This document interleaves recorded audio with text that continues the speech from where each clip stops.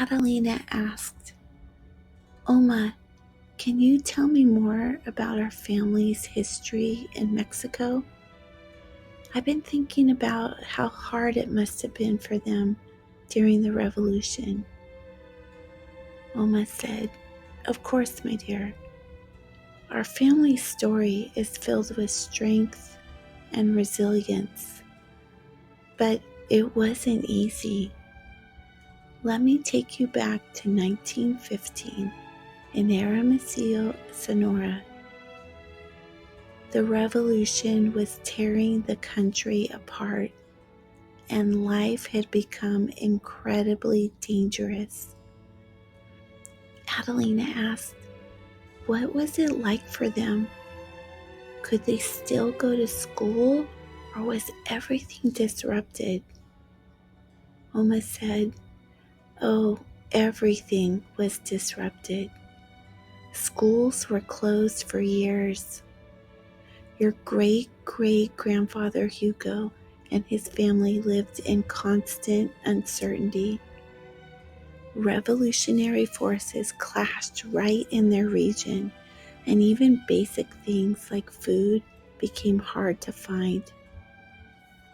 But let me go back even further to where their grief really began. In 1910, they lost Carlotta, their eldest daughter." Adelina asked, "Carlotta, what happened?" Oma said, "She was only 12 years old when she passed away. The loss was devastating. Carlotta was the light of their home, always full of laughter and curiosity.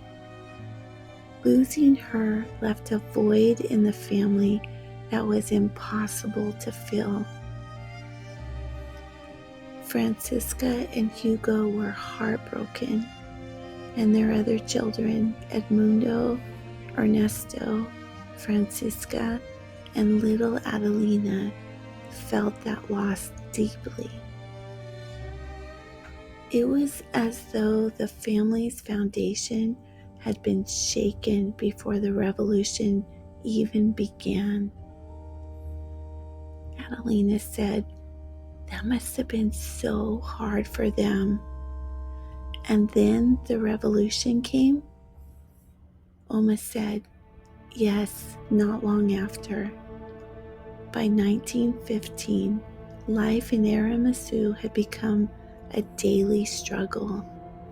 Revolutionary forces clashed over control of the region, and families like theirs were caught in the middle. Schools were closed indefinitely, leaving the children without any formal education. The streets weren't safe, and food shortages were a constant worry. Everyone lived with a sense of fear of raids, fear of hunger, fear of losing more loved ones." Adelina asked, "And then they lost Hugo that same year?" Oma said, "Yes, they did. Hugo passed away in 1915. He was the rock of the family, managing the mining company and trying to keep things steady despite the chaos. Losing him was devastating, especially for Francisca. She was left to care for their children all on her own, with the revolution raging around them." Adelina asked, "What about Edmundo? How did they cope with losing him too?" Oma said, "It was another devastating blow. Edmundo, their eldest son, passed away in December of that same year.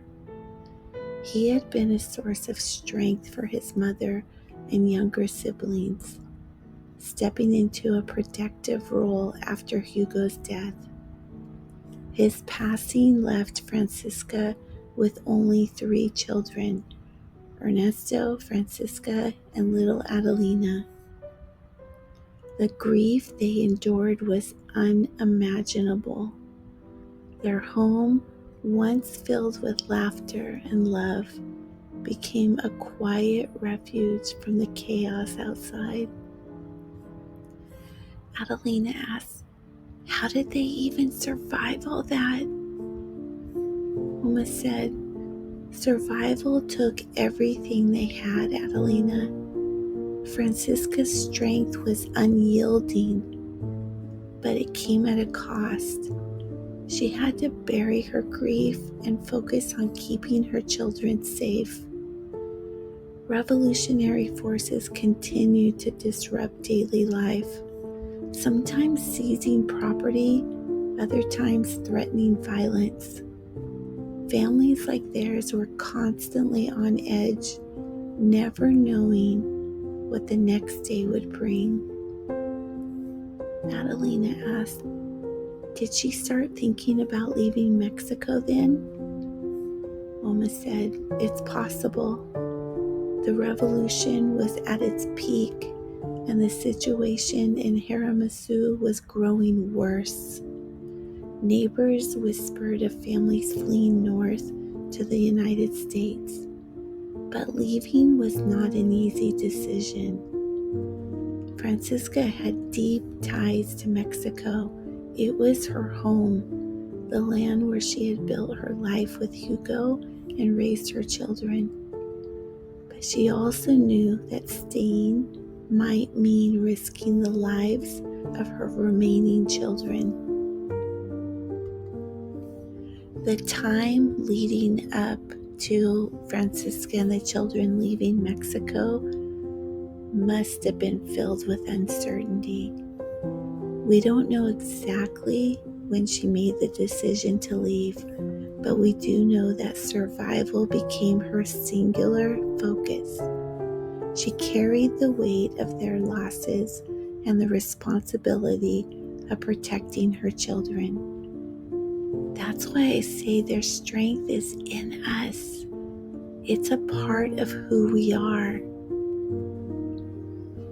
Adelina said, "I feel so connected to her now, Oma. Knowing what they went through makes me appreciate everything we have today." Oma replied, "That's why we tell these stories, my dear, to remember where we come from and to honor the sacrifices of those who came before us. Their strength lives in you, Adelina. Never forget that."